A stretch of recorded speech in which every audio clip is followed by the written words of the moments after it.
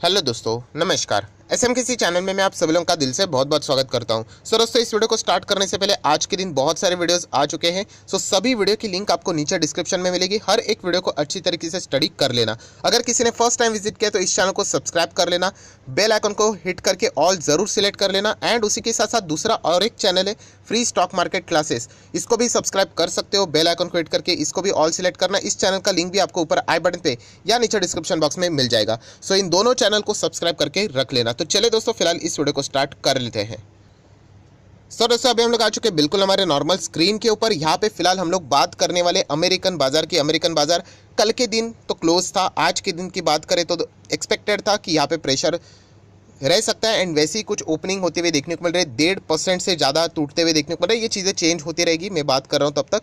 550 point की गिरावट फिलहाल अमेरिकन बाजार में देखने को मिल रही है। एंड सीधा गैप डाउन ही हम लोगों को ओपन होते हुए देखने को मिला है। प्रीवियस क्लोज आप देख सकते हैं 35,911 पे था। एंड आज की ओपनिंग की अगर मैं बात करूँ 35,661 पे हुई है। एंड उसके बाद वापस गिरावट एंड अभी फिलहाल तो कंसोलिडेट यहाँ पे हो रहा है।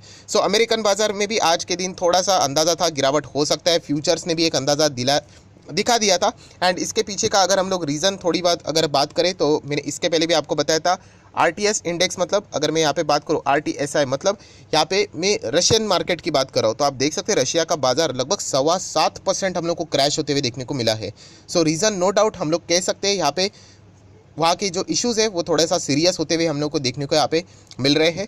एंड उसी के चलते दुनिया भर के जितने भी बाजार है वहाँ पे हम लोग को प्रेशर ज़रूर देखने को वहाँ पे मिल रहा है। डायरेक्टली अगर देखिए कोई भी कंट्री रहती है ना, ऐसा हम लोगों का कोई डायरेक्ट ताल्लुक नहीं रहता, बट इनडायरेक्टली बहुत सारे कंट्रीज़ के साथ हमारा बिजनेस रिलेशन तो रहता ही रहता है। तो इसलिए अगर कोई भी इम्पैक्ट हम लोग को देखने को मिलता है तो इसका थोड़ा बहुत इम्पैक्ट हमारे मार्केट में भी यहाँ पे आता है। ये देखना पड़ेगा ये जो सिचुएशन है वो कहाँ तक स्ट्रेच आउट यहाँ पे होती है। फिलहाल जितने भी अपडेट्स आ रहे हैं आप देख सकते हैं, कोई भी सिर्फ अगर आप लोग रशिया भी गूगल में सर्च करोगे तो आपको एक ही चीज़ यहाँ पे देखने को मिलेगी। रशिया एंड यूक्रेन से रिलेटेड जो क्लैशेस हम लोग को यहाँ पे देखने को मिल रहे हैं उसका आगे जाके क्या मतलब फाइनल आउटकम क्या साबित यहाँ पे होने वाला है वो अभी यहाँ पे देखना बाकी है। कुछ सीरियस स्टेप्स भी यहाँ पे लिए जा रहे हैं जो कि आप कह सकते हो कि एक हिंट दे रहा है कि ये अच्छी बात यहाँ पे नहीं है, जो कि वॉर जैसे फियर्स हम लोग को देखने को यहाँ पे मिल रहे हैं।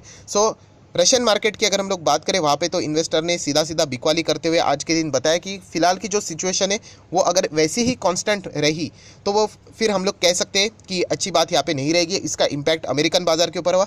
एंड अमेरिकन बाजार में इस तरीके का प्रेशर आएगा तो नो डाउट अभी दुनिया भर के बाजार में हम लोग को वो प्रेशर ईजिली कन्वर्ट होते हुए देखने को यहाँ पे मिल सकता है।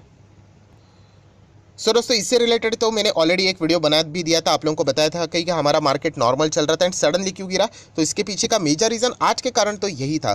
देन अगर हम लोग बात करें दोस्तों तो एक इंपॉर्टेंट चीज़ है, जैसे कि मैंने आप लोगों को कहा कि बजट, यस बजट से रिलेटेड इस पॉइंट को नोट करके रखना। जैसे मैंने आप लोगों को एक सिखाया था कि सेंटा क्लॉज रैली हम लोगों ने यहाँ पे इस वक्त भी ज़रूर देख ली। फॉरेन इन्वेस्टर छुट्टी पे चले जाते हैं, उनके एब्सेंस में यहाँ पे अच्छी खासी बाइंग होते हुए देखने को मिले। एंड बाजार में हरे निशान हम लोग को थोड़ा बहुत देखने को यहाँ पे मिले थे साल के आखिरी हफ्ते में।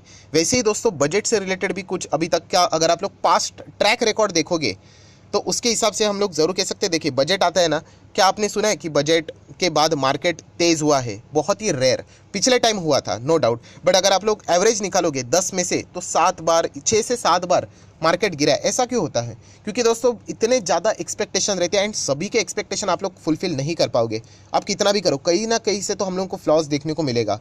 तो इसीलिए बजट यहाँ पे कभी भी अनाउंसमेंट हो जाए वहाँ पे हम लोग को नर्वसनेस देखने को यहाँ पे मिल जाती है। एंड इसीलिए दोस्तों यहाँ पे बजट से पहले बहुत बड़े बड़े प्लेयर्स बड़ी क्वांटिटी किसी भी स्टॉक में ऐड करने से रिलेटेड बहुत बार सोचते हैं। इसीलिए दोस्तों यहाँ पे हम लोग कह सकते हैं कि जो ऊपर जाने के चांसेस रहते हैं बजट के पहले वाले जो 1-2 हफ्ते रहते हैं उसमें बहुत ही लिमिटेड अपॉर्चुनिटीज़ रहती है। एंड खास करके जब ऐसा माहौल क्रिएट हो जाए दुनिया भर के बाजार में, ब्रेंट क्रूड ऑयल की अगर हम लोग बात करें जो इतने ज़बरदस्त हायर लेवल पे जाते हुए देखने को मिल रहे हैं। गोल्डमैन सैच की भी रिपोर्ट्स आप लोगों ने पढ़ी होगी कि $100 पे पार हो सकता है प्रति बैरल। इतना ज़बरदस्त हम लोग को ये प्रॉब्लम देखने को अगर मिल सकता है। बॉन्ड यील्ड की अगर हम लोग बात करें तो वो भी 2% के आसपास हम लोग को जाते हुए देखने को यहाँ पे मिल सकती है। तो ये सारी चीज़ों को अगर हम लोग जोड़कर देख ले तो फिलहाल ऊपर जाने के चांसेस बहुत ही लिमिटेड नज़र आ रहे। थोड़ा बहुत भी रीज़न यहाँ से वहाँ हो गया तो स्टॉक में इजीली हम लोग को गिरावटें देखने को यहाँ पे मिल सकती है। दोस्तों बजट के पहले के भी जो हफ्ते रहते हैं ना वो सेंटा क्लॉज रैली के रिवर्स में रहते, मतलब यहाँ पे प्रेशर वाला माहौल बहुत ज़्यादा रहता है। तो वो भी आप लोग ज़रूर अभी यहाँ पे एक्सपीरियंस करोगे तो ये चीज़ों को भी आप लोग नोट करके रख सकते हो। देखिए ज़रूरी नहीं है कि हर वक्त ऐसा हो, बट एवरेज अगर हम लोग बात करें तो इस चीज़ों को हम लोगों ने बहुत बार ऑब्जर्व यहाँ पे किया है। लास्ट वाला बजट तो बहुत ही सरप्राइजिंग वाला था, क्योंकि सभी लोगों को लगा था इंक्लूडिंग मी कि कुछ ना कुछ तो यहाँ पे बुरी नज़र मतलब बोलते हैं ना खबर तो यहाँ पे आने ही वाली है, क्योंकि देखा गया तो इतने ज़्यादा खर्चे हुए थे सरकार की ओर से, कोविड से रिलेटेड खर्चे, एंड कोई टैक्स तो आएगा ही आएगा हायर इनकम स्लैब वालों के ऊपर, कॉर्पोरेट्स कंपनी के ऊपर, बट ऐसा कुछ हुआ ही नहीं, जो कि एक बहुत ही बड़ा सरप्राइजिंग फैक्टर था, एंड स्टॉक मार्केट ने उसको वेलकम कर लिया। तो इसीलिए दोस्तों इस वक्त का जो बजट यहाँ पे रहेगा, बताया जा रहा है कि कोई ना कोई यहाँ पे सरप्राइजेस यहाँ पे हो सकते हैं, एंड नेगेटिविटी तो हमेशा बजट के पहले हम लोग को देखने को यहाँ पे मिल ही जाती है। सो दोस्तों इन सभी खबरों के ऊपर आप लोगों ने फोकस रखना है। अभी मज़ेदार बात बताता हूँ दोस्तों, बजट जब भी आता है ना, देखिए ये टाइम फिक्स रहता है। मैं आपको कुछ चीज़ें दिखाना चाहूँगा। ठीक है, हम लोग नॉर्मल स्क्रीन के ऊपर आ गए। देखिए ये जो बजट वाली बात है ना, क्या बजट हर वक्त हर साल में आता है उसी टाइम पे? तो यस, आप सभी लोगों को पता है। क्या कंपनी के जो Q3 के नंबर्स रहते हैं वो भी उसी टाइम पे आते हैं? तो यस, आप सभी लोगों को पता है। तो ये जो कॉम्बिनेशन होता है ना दोस्तों, ये बहुत ही कमाल का कॉम्बिनेशन होता है।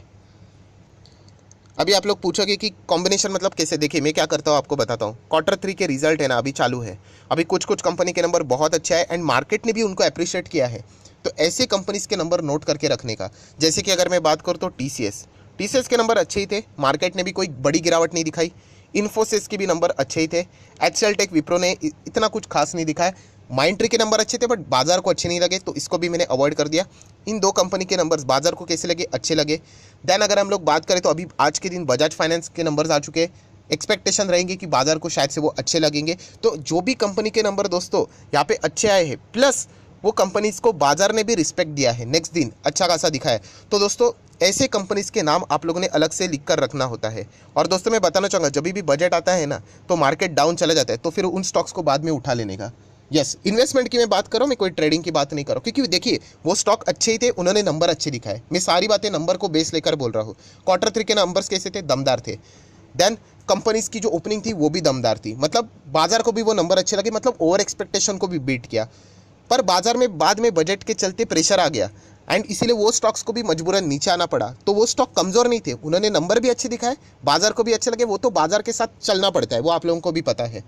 तो ऐसे स्टॉक्स को नोट करके रखने का दोस्तों, बजट जब भी आता है ना, ये एक बहुत बड़ा मतलब चौका मारने का, मतलब मौका देख के चौका मारने का ये सिनेरियो रहता है। तो ये चीज़ें आप लोगों ने यहाँ पे करनी रहती है। अभी जैसे मैंने आप लोगों को कहा कि TCS तो नोट करके रखा है, देन इन्फोसिस नोट करके रखा है, ये कंपनीज के नंबर अच्छे लगे थे। HDFC बैंक देखा गया तो कोई ख़राब परफॉर्मेंस तो नहीं था कि सीधा गिरावट हुई, तो HDFC बैंक के भी नंबर्स देखा गया तो बाजार को ओके ओके ही लगे थे। तो ऐसे कुछ नंबर्स लिख के रखने होते हैं आप लोगों ने। देन अगर हम लोग बात करें कल के दिन, अगर बजाज फाइनेंस अगर अच्छा लगता है बाजार को, तो वो भी मैं नोट करके रखूँगा। एंड अगर बजट के वक्त अगर इन स्टॉक्स में गिरावट हुई तो बस इसको आप लोग चाहो तो फिर क्या कर सकते हो, ऐड कर सकते हो, क्योंकि इनके नंबर्स बाजार ने कोई ख़राब नंबर है करके गिरावट नहीं दिखाई थी। तो ये पॉइंट आप लोगों ने यहाँ पे समझना होता है। तो ये एक इंपॉर्टेंट चीज़ है जो कि आप लोग नोट करके रखना, जो कि और किधर आप लोगों को सीखने को नहीं मिलेगी। ये सारी चीज़ें मैंने खुद के एक्सपीरियंस से गेन की है, जो कि मैं आपके सामने यहाँ पे बता रहा हूँ। देखिए कोई फैंटेसी वाली बातें नहीं है, ये मेहनत करना पड़ता है, नंबर्स पढ़ने पड़ते हैं, नोट खुद से बनाने पड़ते हैं, देखना पड़ता है कि कौन सी कंपनी अच्छा कर रही है, नहीं कर रही है। आपको याद होगा बीच में मार्केट डाउन हुआ था 18,600 के बाद, तभी मैंने एक वीडियो बनाया था कि इन कंपनीज़ के Q2 के नंबर्स कमाल के उठा लेना, जिसमें FL इंडिया भी था और भी बहुत सारे कंपनीज मैंने आप लोगों को बताए थे। आज देख सकते हो वो कंपनियां वापस 12, 15, 20% ऊपर है। तो ऐसे आप लोगों ने नंबर्स का फ़ायदा, मतलब एक एक्सेल शीट बना के रखनी होती है कि नंबर्स अच्छे हैं, आगे कभी भविष्य में तो ये चीज़ें चलती रहती है, अप्स एंड डाउन है, बाजार है तो ऊपर जाएगा तो नीचे भी जाएगा, तो उनको एक्यूमुलेट करते रहने का होता है। सो कल के दिन की बात करें तो नो डाउट अमेरिकन बाजार हमारे रडार के ऊपर रहेगा। फिलहाल अभी 500 पॉइंट्स के आसपास की गिरावट देखने को मिल रही है। रशियन बाजार तो यहाँ पे फिलहाल तो हम लोग को स्टॉप होते हुए देखने को मिल रहे हैं, 7.25% की गिरावट के साथ क्लोजिंग देखने को यहाँ पे मिली है। सो इन द केस अगर प्रेशर वाला माहौल क्रिएट हो भी जाते हैं, जैसे मैंने कहा कि क्रूड ऑयल भी है, प्लस देखा गया तो अभी कोविड से रिलेटेड इतना कुछ खास न्यूज़ नहीं है, बट स्टिल वो ट्रिगर कर लेते पॉइंट्स। देन बॉन्ड यील्ड की बात करिए, ये सारी चीज़ें अगर जोड़कर अगर बाजार में प्रेशर आता है तो अच्छे कंपनीज जो भी नंबर्स दिखाते बस उनमें आप लोग चाहो तो बिंदास आप आगे यहाँ पे बढ़ सकते हो, आपको कोई भी नुकसान यहाँ पे नहीं होगा। एंड बजट वाला भी जो चीज़ मैंने आप लोगों को बताई उसको भी आप लोग ज़रूर याद करके रख लेना। सो आशा करता हूँ ये भी वीडियो आपको कुछ सीखने को मिला होगा, तो जरूर चाहो तो लाइक एंड शेयर कर सकते हो। So that's it, thank you very much दोस्तों, we will be meeting our next video, तब तक के लिए बाय बाय।